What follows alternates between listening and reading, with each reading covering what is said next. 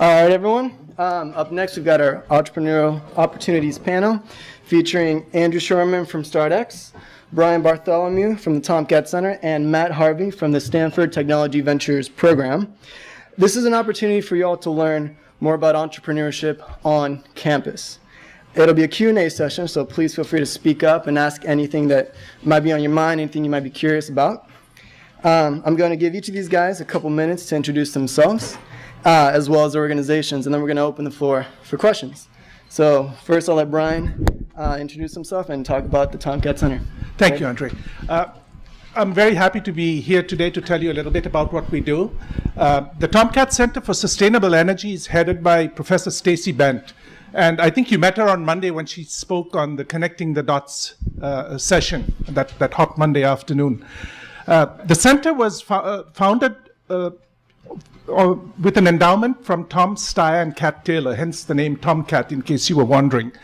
And its mission is to support and foster research and innovation in all aspects of energy on campus.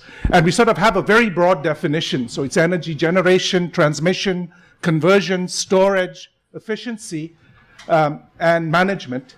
And also things like sustainable transportation and the energy-water nexus.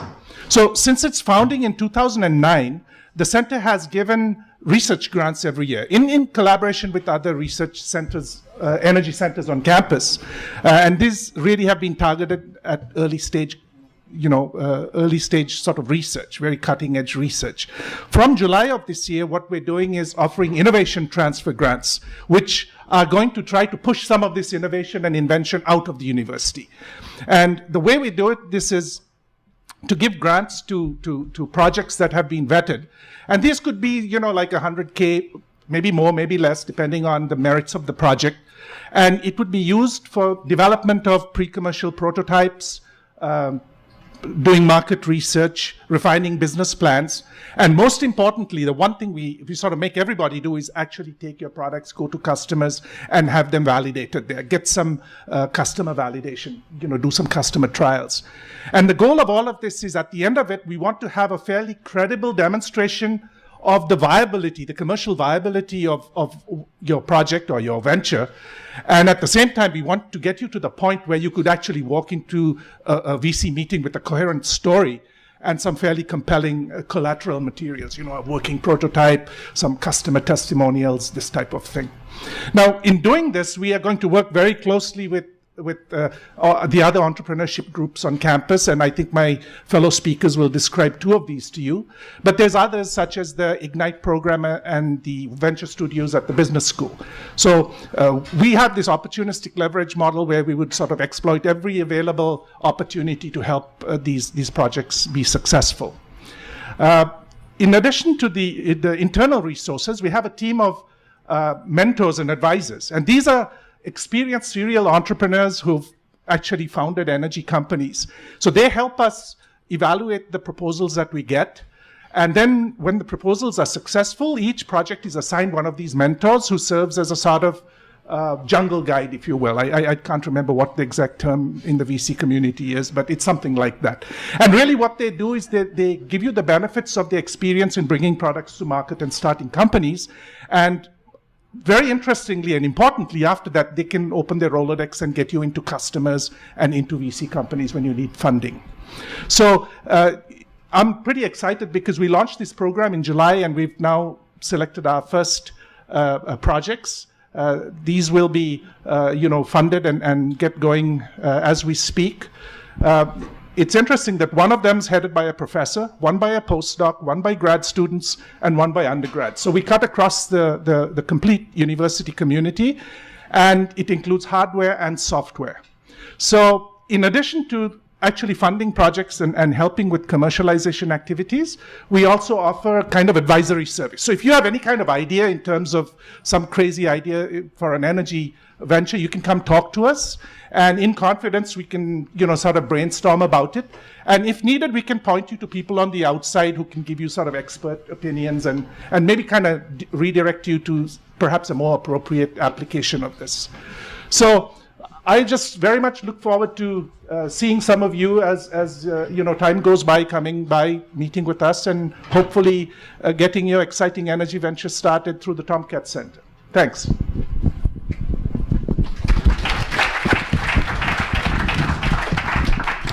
Hi, everybody. Again, my name is Matt Harvey. I'm an associate director with the Stanford Technology Ventures Program, and what we are is the Entrepreneurship Center in the School of Engineering, and we're actually housed specifically in the Department of Management Science and Engineering. Basically, the core idea of what STVP is here to do is our mission is to really kind of accelerate entrepreneurship education for all Stanford students, and as well as people and faculty around the world who are interested in maybe our Stanford or Silicon Valley approach to doing it. A couple of the things I just want to kind of share with you that might be of interest to you, and you can go check out our website. It's stvp.stanford.edu. You can look under teaching. It has a list of all the courses. We offer about 30 throughout the year that are a mix of everything from kind of like early kind of skills around understanding accounting and finance for entrepreneurs to higher level graduate work stuff where we're talking about technology venture formation. Or perhaps maybe some of you might be familiar with sort of the leading launchpad methodology. Steve Blank is a serial entrepreneur who teaches in our program. One of the great benefits about what we do in management science and engineering, the courses are widely open to people from disciplines across the campus. We love that multidisciplinary approach. That's one of the huge advantages you have of being here at Stanford. You're not siloed off. And what you'll find in there is you're going to get this incredible exposure to both our incredible research faculty who all teach full schedules each year, but also an incredible amount of adjunct faculty. They're practitioners from Silicon Valley who give of their time to come back and teach what they know in their experiences. So we have an incredibly strong mix of that in our classroom environments. Another thing, if there is one thing you would want to check out from us to get your kind of feet wet around an approach, we have something called the Entrepreneurial Thought Leaders series. It's actually, if you look it up, it's MSNE 472. It's one unit. It's one of the few classes you can take every quarter while you're here, where we invite people in from the community to kind of share their experiences. It's just a seminar, but it's an incredibly powerful seminar. We've had people over the years, Mark Zuckerberg, Marissa Mayer, Reid Hoffman, Jack Dorsey, just incredible people who are kind enough to kind of give you where the rubber meets the road experiences of entrepreneurs. And be very candid and honest. We kind of think of it as a very unsophisticated TED Talk. The idea is we want people to be completely candid and honest with you about what's really involved if you're interested in an entrepreneurial career. Another thing I should tell you quickly about STVP is that there's one reality, no matter what the media might say, not all of you are going to start companies. No matter what they say every day, including in the New Yorker yesterday. The idea is that but many of you are going to become incredibly innovative employees inside larger organizations. Maybe you're going to be entrepreneurially minded social entrepreneurs who want to make great change in the world through NGOs or other mechanisms. Or guess what? You might just lead a more fulfilled life because you see problems as opportunities. And that's an incredibly big thing for us, is that entrepreneurship is much bigger than the startup. It's actually about a mindset that you get a chance to develop here in this very unique part of the world. One of the things I would also kind of mention before I pass it off to Andrew here, you can see those talks from ETL that I mentioned. We have a website called Entrepreneurship Corner. It's ecorner.stanford.edu. You can see all the videos and podcasts of that. You can also download the podcast on iTunes. You can look up the eCorner app that's on the App Store as well to see it all there. One other thing I'll mention is there's a group on campus called the Stanford Entrepreneurship Network. And we're talking over 24 official groups. There's always plenty of unofficial groups that are involved in entrepreneurship here as well. You don't have to commit to everything, but I highly suggest you try just about everything.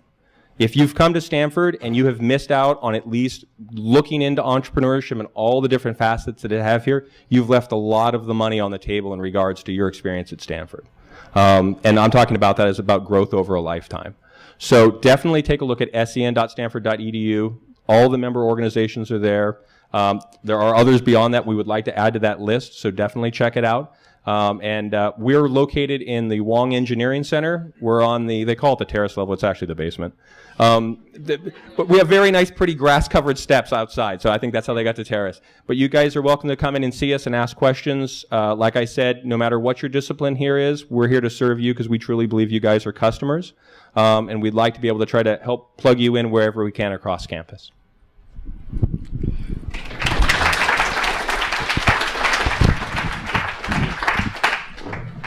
Well, hello to you all again. My name is Andrew Scheuerman. I'm here representing StartX today.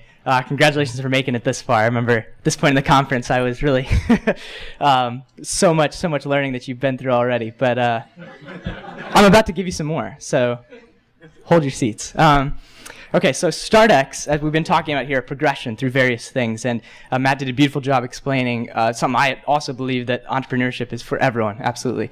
StartX is an organization, our biggest focus is on founders. Our mission statement is that we exist to accelerate the development of the highest potential Stanford founders through two things: experiential education and collective intelligence. And so breaking down those words, the main product that we have as a company, so we're an educational nonprofit ourselves, legally and financially separate from Stanford University, but as of last week partnered with the university. Which I'll talk about more in just a second. But so experiential education and collective intelligence. We do that through four concrete ways. So first, companies that we work with, we provide infrastructural resources to. We give them free office space. We help them with banking, financial, legal, help you incorporate cloud computing, all kinds of the basic needs of a startup. The one level up from that, we work on education post-school, a flipped classroom type of setting, where we try to customize to your particular company what are the things you need to know when you need to know them. And that requires a lot of student staff and others to keep that up, highly customized program. But it's a great opportunity for students like myself to get involved with the companies.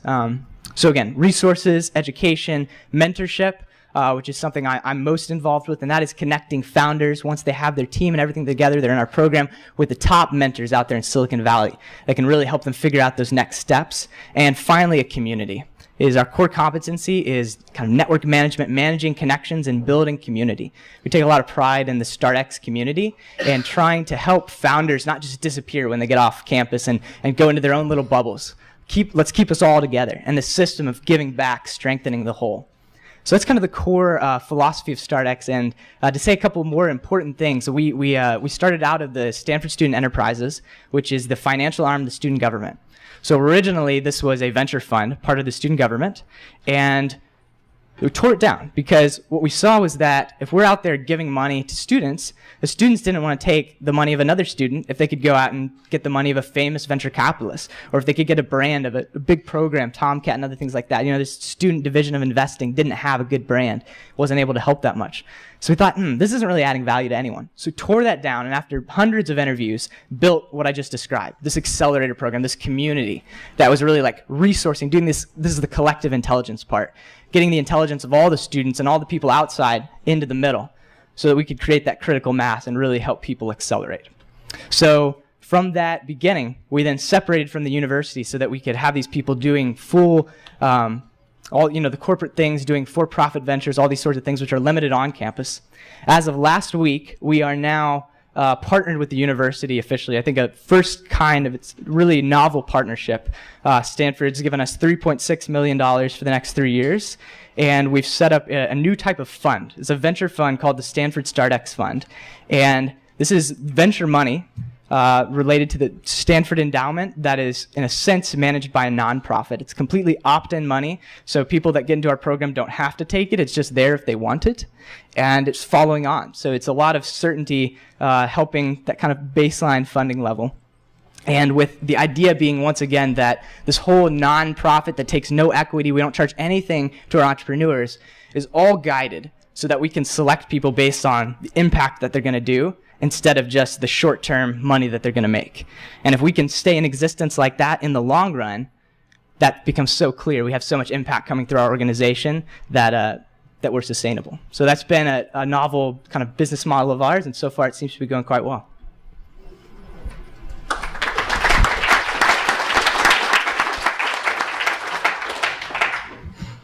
All right, let's open the floor for questions.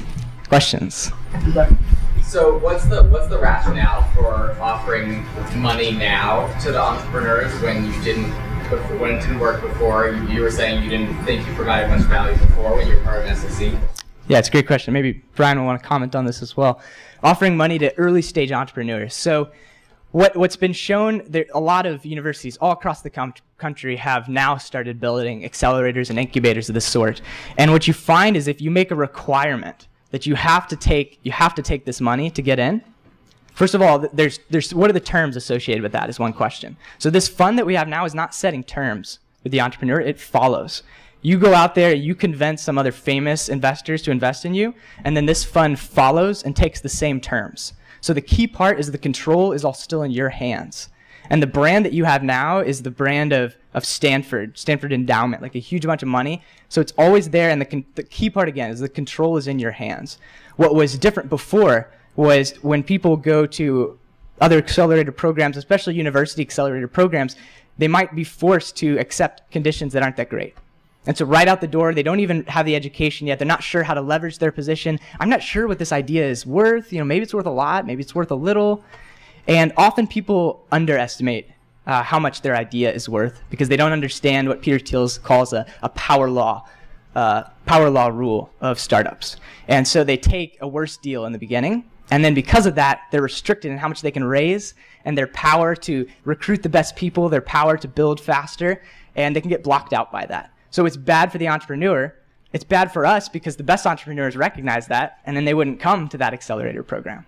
So by getting that out of the way, what we hoped was we build a community that is all positive side, no downside. And the very best entrepreneurs actually want to participate. So that's one of the big differences that makes the community valuable.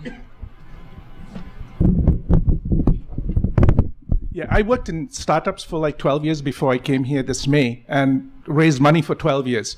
And you cannot imagine how powerful it is to be able to go out there when you're raising money and say Stanford invested in this. It would be it's a blue chip investment. And as Andrew says, you probably get the terms and everything done right up front. So I think it's a very positive development. It's sort of one thing that's been missing. Let me give a plug just for Brian's institution too, because I think you guys have built that in as well. You're not forcing right off the bat, take terms, you're still in a project. You're providing even earlier stage money support and letting the entrepreneurs keep a lot of control. Yes, so we offer grants. We don't take equity or do anything. We're not allowed to do that by the university. We'd like to, but we can't. So it's free money. I mean, it's amazing if you're starting a company to get this free money. And typically the way it works, I mean, there are people who've come through the STVP program, then we give them money, and their next destination is StartX. So there's this, there's actually a very nice pipeline that you can create, and I wish I had the benefits of something like this. It's really fantastic, I can tell you. My only quick comment is that the name of our program is the Stanford Technology Ventures Program. We do not offer money. We study what makes technology ventures scale successfully, and the policy factors and things from the research side that affect that. And in the educational component, we teach how to start them. We teach entrepreneurial skill building and things like that. But the name over the years has caused a little bit of confusion, and unfortunately, we do not write checks.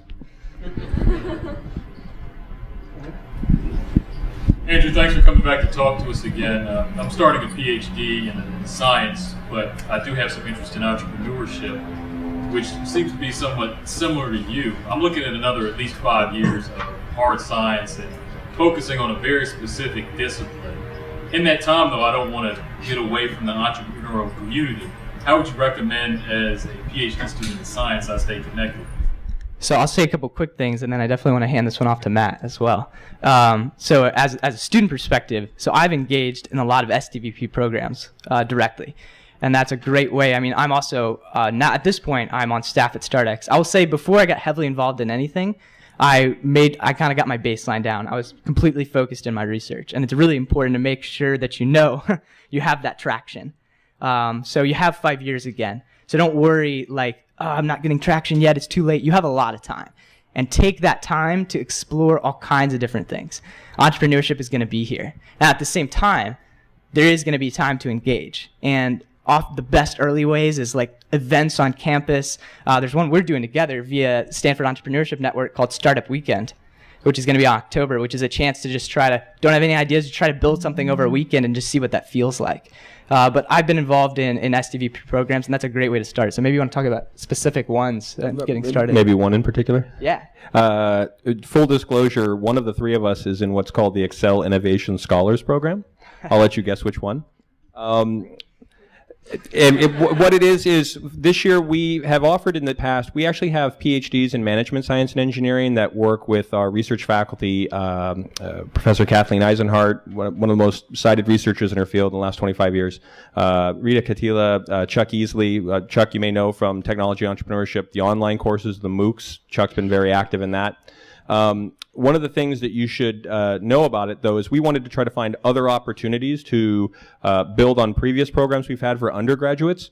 On the graduate level, something we could do that would allow PhDs who were entrepreneurially minded to kind of explore technology commercialization, leadership, team collaboration at that level, you know, the challenges of founding teams and what that's about. And this program, we took our first, it is open solely at this time to School of Engineering PhD students who have finished quals and do have the approval of their PhD advisor. Maybe we should come back in a year and Andrew can better sell it if he's enjoyed the experience. But it runs from usually July through June. Lots of on-site visits to companies, a lot of interaction with mentors, just allowing people another avenue. I mean, if you wanted to become an incredible academic, that is an incredibly valuable and valid choice to make. But I think you'd find, especially with our School of Engineering faculty, a very open belief in the fact that you can be a world-class academic and be a world-changing innovator outside as well. It's not an either-or at Stanford. So certainly that's the program I would highlight most directly for the PhD standpoint. And to bring that full circle, because maybe others would have a similar question, just to try to lay it out. Everyone's story is going to be different. But my story was I came to Stanford, I put my head down on my research and got a baseline. Then after a year or so of that, realized if I don't do some entrepreneurship, I'm going to be crazy because I have to have a balance in my life. So I figured out, okay, how can I do great research progress and do other things at the same time?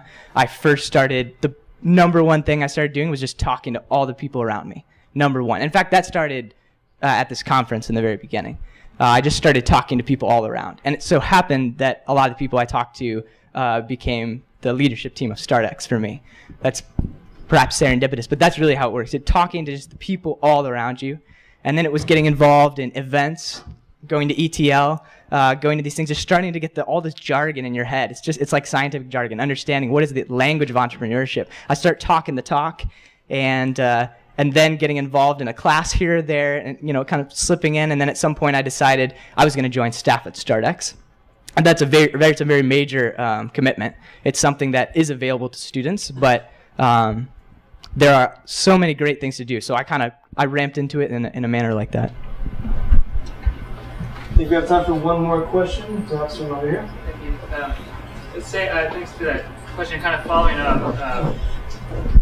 Also a PhD in science, looking at 5 years. Also interested in entrepreneurship, and I'm curious if you guys can comment on the tension between, and certainly not everyone will start a company, but what if you come up with an idea, if you want to do that, and the tension between that and finishing school, and also, you know, taking advantage of these things maybe at the same time as you might be finished. If you're trying to finish and then start a company, can you still take advantage of these things after you finished? I don't know how much you guys can even really talk about this candidly, but I'm curious about your thoughts on that.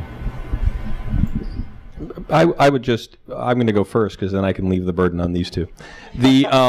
I think you'll find that comparative to a lot of institutions, from my understanding, Stanford University's rules around taking leaves of absence and things are incredibly liberal. If you feel that's something you need to do with the opportunity that's in front of you. We very publicly, even in the last week, have been saying as a university, you are part of this community the moment you came here. And we are proud of you and proud to be associated with you as long as you're pursuing the path that you want to be on.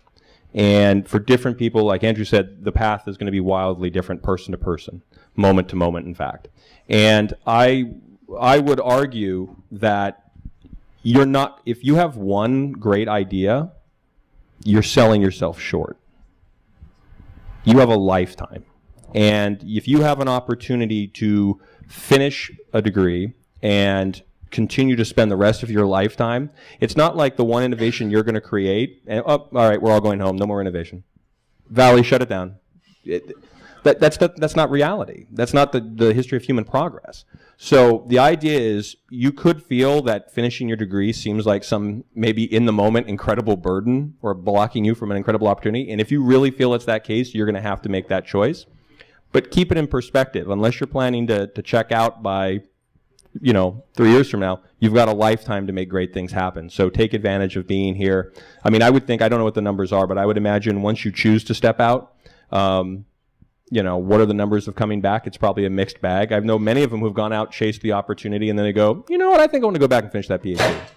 So I think one thing to keep in mind is you have those options on the table, I think, at Stanford if you look into them. But I would hesitate to think that you have to chase in that moment. You have to do it moment to moment, decide if it's right for you. Yeah, I mean, one of the teams that we're supporting is taking a leave of absence, but a lot of thought had to go into this, and it had to be approved at the highest levels because, I mean, at the end of the day, we've got to ensure we have to have the best interests of the students at heart, and while not trying to be obtrusive, we really want to make sure that this is a step that they take with a full knowledge of all the consequences and the choices available to them. And like he said, there's plenty of future opportunities and flexibility. So. Yeah, so I agree completely with everything that's been said. It's all going to come back to kind of who you are. Like I have plenty of friends who have a pretty strong philosophy about at StartX having wanted to drop out of school. I have many friends, including myself, of having a strong philosophy of staying in. For me, I mean, there's been a constant tension, but a good tension. If I didn't have a tension about the choices I was making, I would think I was just walking along being dumb, So that tension of like, do I want this? Do I want this? Is this really what I want? Is a really good thing. And I couldn't agree more with what Matt said, the one idea principle type of thing.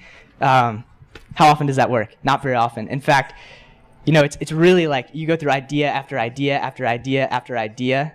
And what could be more wonderful of an opportunity, a platform off which to try so many ideas, as 5 years where you're encouraged to dig deep into a problem that can serve as kind of an analogy to all kinds of other problems, leverage that ability of learning how to learn, and then having the time to explore a bunch of different areas and figure out what really matters to you. Unless you're Bill Gates. I'll say even if you are Bill Gates. Okay, let's thank our guests.